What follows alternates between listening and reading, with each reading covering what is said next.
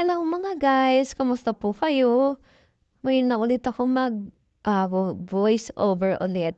Kasi ngayon na ulit ako ah, nagawa ng flowers dahil na-busy sa trabaho, maraming ginagawa, kahit ano-ano, nagtatanim. Alam niyo naman, si Inday.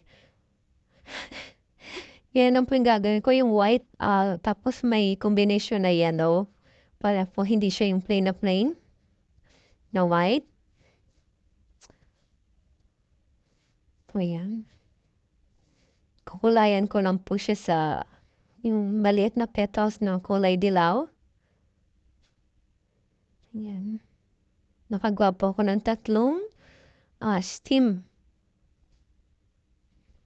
Yan na siya guys. O diba? Hindi na kailangan lagyan ng stick para mas diba? Maganda na siya tingnan.